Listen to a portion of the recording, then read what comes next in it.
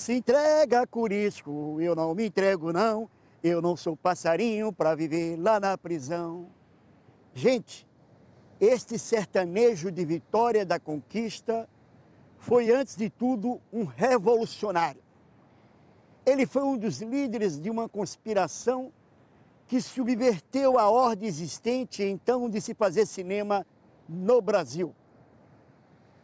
Com a ideia na cabeça e uma câmera na mão, o pessoal do cinema novo promoveu uma revolução estética e sonhou, o sonho de muitos então, de transformar o mundo e instalar o paraíso aqui na Terra.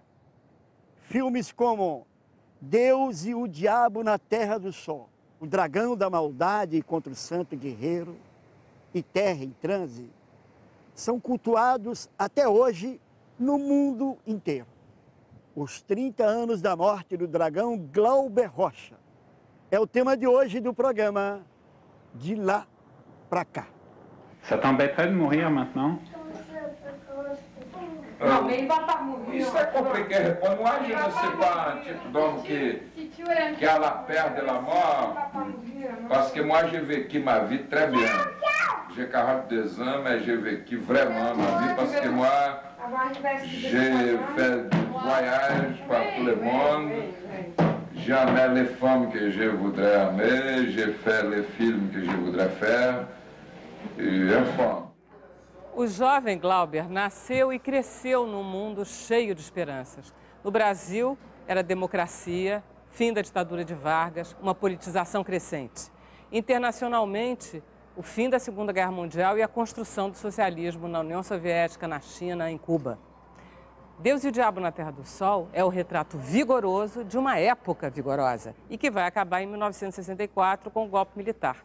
O Brasil vira, então, pesadelo, é o Eldorado do filme Terra em Transe, todo rodado aqui no Parque Lage, e vai ser aqui no Parque Lage também, em 1981, o velório do corpo de Glauber, isso depois da anistia, mas antes da redemocratização. Glauber de Andrade Rocha nasceu no dia 14 de março de 1939, em Vitória da Conquista, na Bahia. Nesse mesmo ano, se tornou obrigatória a exibição de um longa-metragem nacional por ano em cada sala de cinema.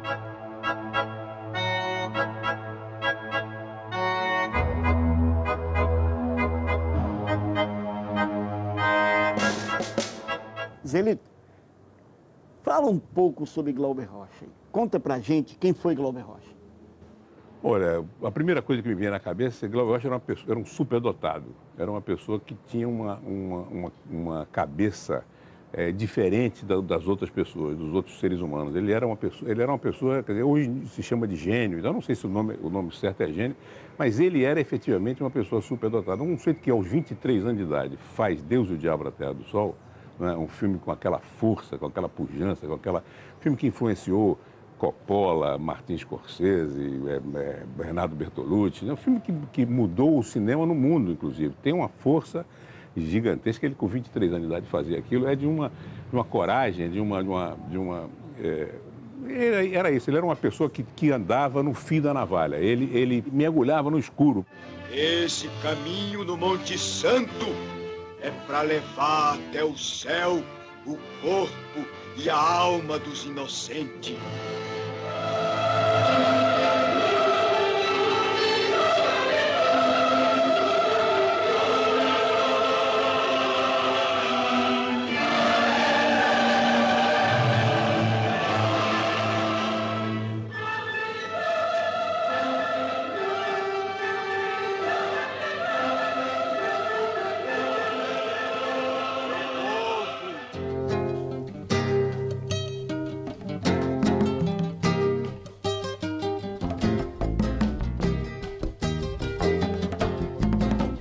Silvio, o que exatamente Glauber queria com seus filmes? Glauber queria provocar revoluções.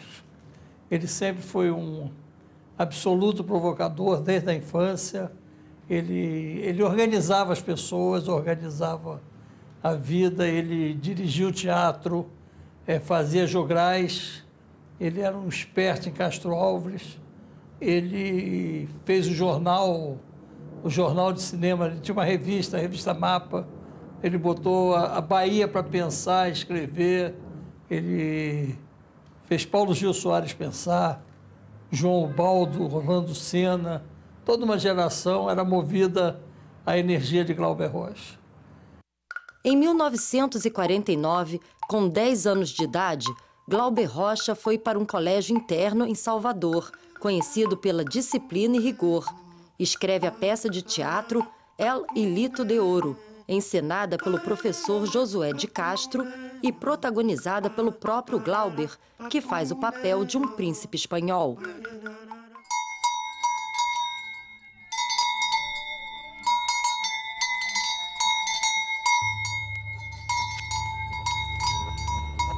Você escolheu escrever um livro sobre a infância e adolescência do Glauber, por quê? Primeiro que eu gosto muito de artistas quando jovens, assim, que é uma época da vida ali de grandes artistas que eles já têm esse talento que faz deles merecedores de uma biografia, a gente tem uma história. E ali eles têm uma pureza, uma inocência. O Glauber, com 14 anos, ele tinha um programa de rádio em Salvador, que chamava Cinema em Close-Up, e que ele fazia crítica de cinema. Mas não era crítica de Vejam, recomendação, guia do consumidor, não, agenda cultural, não, era crítica pesada, o western de John Ford, a base do imaginário americano, eram todas coisas de substância, assim, com 14 anos são os primeiros. Ele escrevia também jornal de cinema? Já também começa a escrever sobre cinema, ensaios, né, sobre o western, que ele adorava, né, isso com 15, 16 anos. Em 1956, Glauber Rocha, Calazans Neto, Zé Teles, Fernando da Rocha Pérez e Fred Castro, entre outros, fundam a Cooperativa Cinematográfica Iemanjá e picham os muros de Salvador com a frase: "Você acredita em cinema na Bahia?". Em relação às histórias que você conta, uma das coisas mais impressionantes é como a turma do Glauber é uma turma que, na verdade, o seguiu e que a gente conhece todo mundo. Que turma é essa? Era o João Ubaldo Ribeiro, o Orlando Sena, a Helena Inês, que foi casada com o Glauber. Eles todos, eles eram de uma ambição artística que não tinha limites, graças a Deus, porque... E chegaram lá. A turma dele de amigos do Rio, Luiz Carlos Barreto, o Cacá Diegues, o Nelson Pereira dos Santos, que foi um mestre do Glauber, que o Glauber idolatrava ele. O Glauber se decidiu a fazer cinema mesmo, depois de ver várias vezes o Rio 40 Graus do Nelson.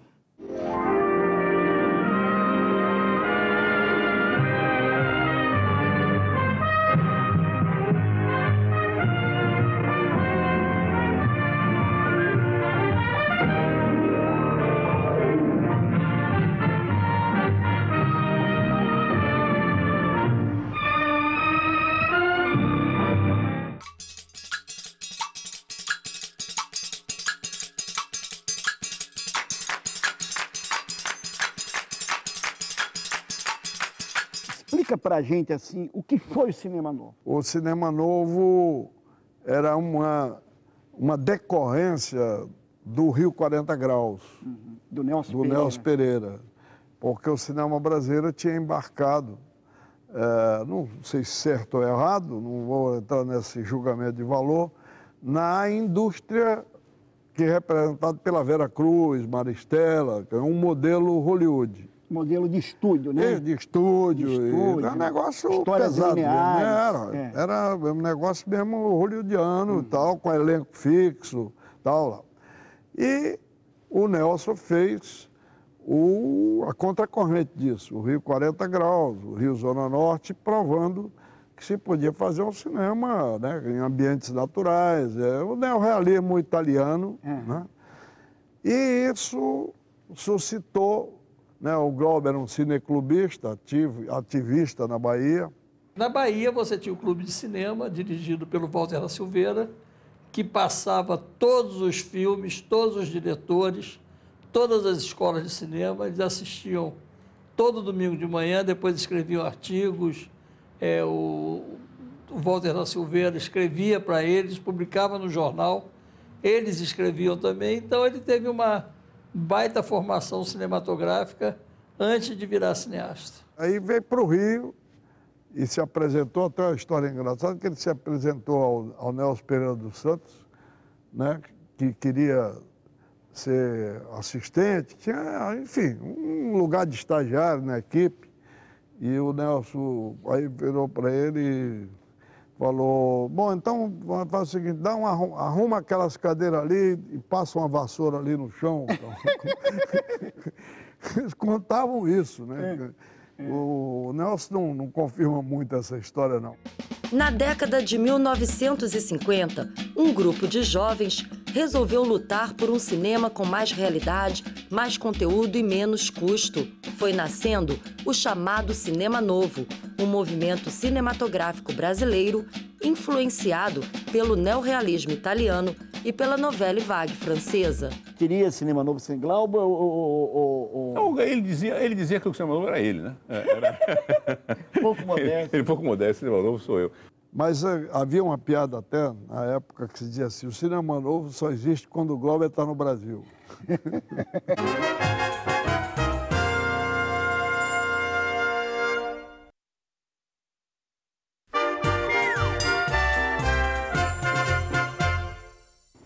Pois é, né, Vera? O Parque Lage é a casa do cinema novo, né? Porque Joaquim Pedro fez Macunaíma, o Glauber filmou aqui, sabe, né? tem uma história do Glauber que na cena final do Deus e o Diabo na Terra do Sol, que tá lá o Otton Basto de Corisco, na hora que ele vai morrer, lembra? Com um lenço. E que ele vai morrer, ele vai cair. E aí tem a frase, todos os poderes ao povo. E aí ele cai. Plá. Só que a frase é maior do que a cena, reparou isso? Fica estranhíssimo. O Glauber podia ter diminuído a frase, porque foi dublado, mas não. Ele fez questão de manter uma frase enorme numa cena menor. E tum! E aí cai o coisa e continua. O povo.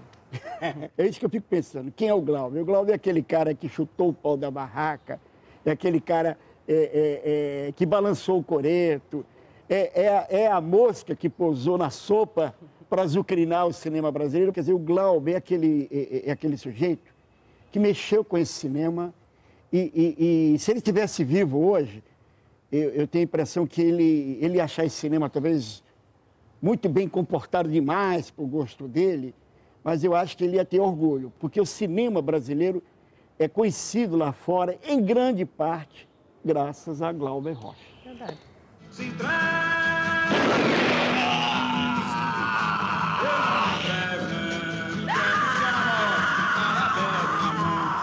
Mais fortes são os poderes do povo! Mataram um turismo, balearam Dadá. Ô Barreto, fala agora mais do Glauber. Quando é que você conheceu ele? Como é que você ficou amigo dele?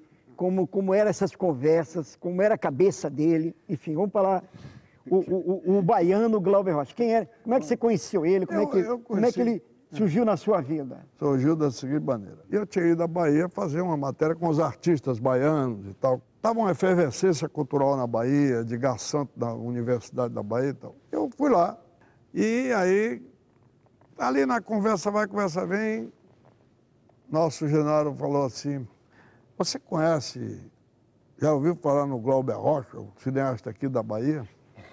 Eu falei, não, nunca ouvi, não. Você precisa conhecer o Glauber, você precisa... Eu tenho aqui um filme dele que eu vou te mostrar hoje de noite. Era o Pátio, eu fui ver o Pátio. Era um filme extraordinário, avant-garde mesmo, era um filme de... parecia coisa de Buñuel. Utilizando as sobras de negativos do longa-metragem Redenção, de Roberto Pires, Glauber Rocha, em 1957, filmou o curta-metragem Pátio, com Solon Barreto e Helena Inês. O Pátio é esse que tem aquela historinha da montagem com... Não, esse é o Cruz na Praça. Esse é o Cruz na Praça, que é uma história muito... O Cruz na Praça, o Glauber montou precariamente, sem uma moviola, né? Tão precário sem uma moviola. Eles tinham uma coladeira, que é uma coisa de colar os pedaços. Então, E eu olhando assim contra uma luz forte, assim, o plano tá legal aqui, que está ele e um amigo que tinha mais experiência que ele. Ah, legal, então eu botava 2 braços daquele plano, daí cortava, daí pegava outro. Ah, aqui, vamos botar aqui, colava. Legal, assim, via só quando projetava, era uma coisa completamente louca. Em 1960, Glauber Rocha refaz o roteiro e assume a direção de Barra Vento, aproveitando alguns diálogos e copiões filmados por Luiz Paulino dos Santos, autor do enredo original. O filme foi finalizado no Rio de Janeiro, com montagem de Nelson Pereira dos Santos. Zé Lito, vamos falar da filmografia dele desde o começo, quer dizer, desde o Barra Vento. filme. Vamos lá. Barra Vento, o que é Barra Vento? O que é Barra Vento foi um filme que ele estava produzindo e que teve uma briga lá de produção e ele entrou no meio. Não era um projeto dele, mas era um projeto que ele entrou no meio, né, e fez um filme brilhante sobre os pescadores da Bahia, né? É um filme social, quer dizer, naquele tempo ele era, quer dizer, naquele tempo não, sempre, a vida dele toda foi preocupada com o social do Brasil. Tá tudo separado, 400 pro patrão, 4 para mim e mais 5 para dividir com os homens da rede. Devia ter mais, a freguesia é grande e o preço do peixe anda muito bom. Tem outra puxada amanhã? Vamos arriscar, mas não garanto não. Depois ele fez O Deus do Diabo na Terra do Sol, que esse é um projeto dele mesmo, né, que é um filme inspirado em Zelim do Rego, tem muita coisa do Zelim no filme, mas é um filme totalmente original, quer dizer, é um filme épico, é uma coisa louca. Eu sou fã de Carteirinha do Deus do Diabo na Terra do Sol. Eu acho que é o filme mais completo dele, é o filme que ele faz, ele é garoto, né? Ele tem 24 anos quando ele faz esse filme, ele é um garoto, ele provoca, ele ousa. Tô cumprindo minha promessa, Padinho Cício! Não deixa o pobre morrer de fome!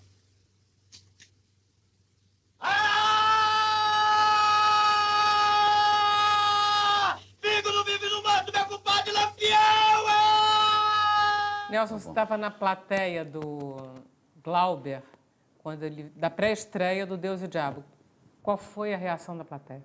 O filme foi aplaudido várias vezes ali em tela aberta, né? Em várias cenas, terminar a cena...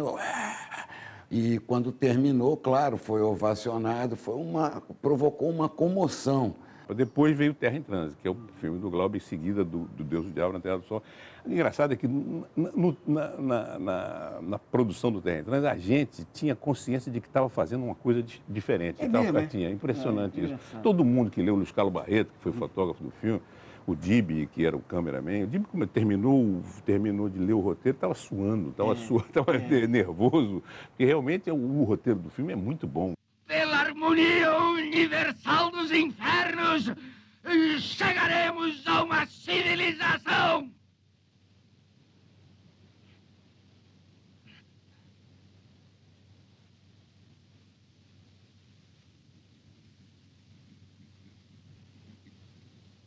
Em 1967, o filme Terra em Transe é proibido em todo o território nacional por ser considerado subversivo e ofensivo à igreja.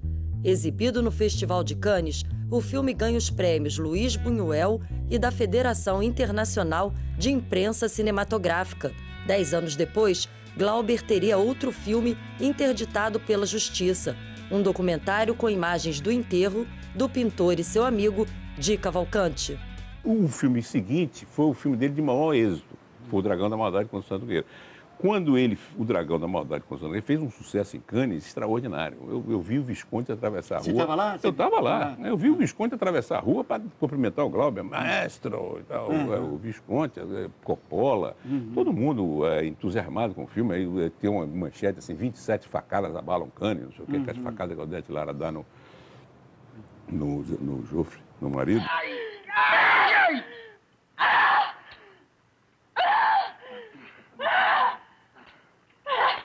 Estamos vingados.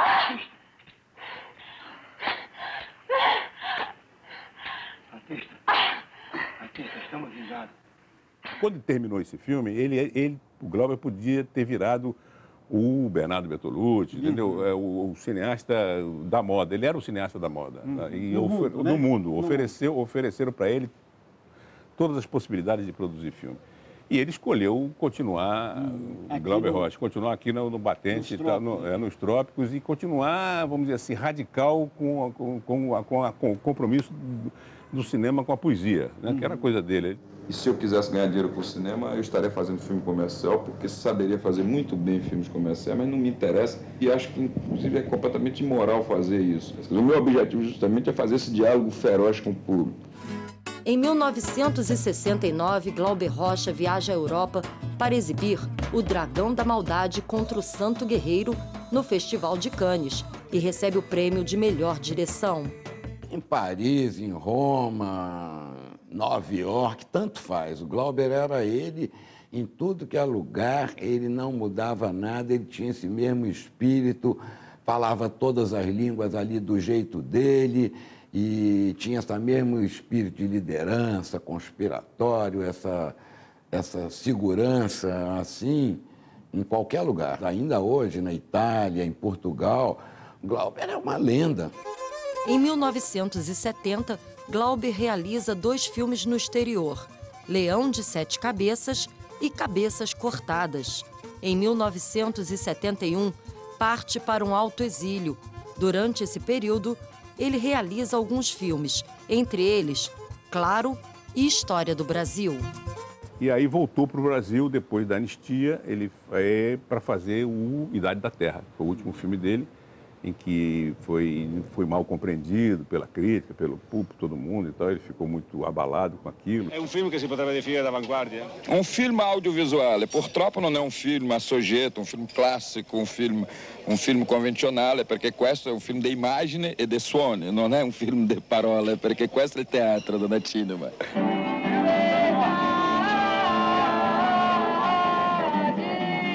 O Glauber estava crente que ia ganhar com a Idade da Terra em Veneza, mas quem ganhou foi Louis Malle. Como é que foi essa história? Não, o Glauber achava que ele tinha feito uma grande revolução no cinema. Se você parar para olhar o cinema hoje, se você vê O Princípio da Vida, se você vê os filmes do David Lynch, por exemplo, você vai dizer que o Glauber iniciou uma revolução no cinema. Ele não foi entendido, como toda a experiência vanguardista, ela é difícil de ser entendida. E o Glauber, além de não ter sido entendido, ele foi muito agressivo com a crítica, com a imprensa. Escândalo, Festival Pagado pela Colômbia, pela Rei e pela Gomã. Merda! Gostam de respeito à cultura, premiaram o filme de Louis Malle, é uma vergonha. E se não Jorge Stevens representa aquele Pentágono, e se não André Sarro representa a CIA, é uma vergonha. Em crítica, estamos de acordo com essa premiação, que estão assinando sua própria sentença de morte cultural. Em agosto de 1981, Glauber Rocha foi internado num hospital próximo a Lisboa, com complicações broncopulmonares. Em estado grave, volta ao Brasil e acaba morrendo no dia 22. O corpo foi velado no Parque Lage, cenário de Terra em Transe. Glauber Rocha tinha 42 anos. Porque o Glauber era um personagem que não podia morrer. Ele tinha sido escalado para ser eterno. Aquela morte dele ali surpreendeu todo mundo. Foi um jogo abortado, um jogo interrompido assim, com uma brutalidade, porque metade dos amigos dele estavam brigados com ele, mas todo mundo adorava ele. E eram aquelas brigas passageiras. Não dá para morrer agora, porque o jogo está em andamento. E o Glauber morreu. O Glauber saiu de campo.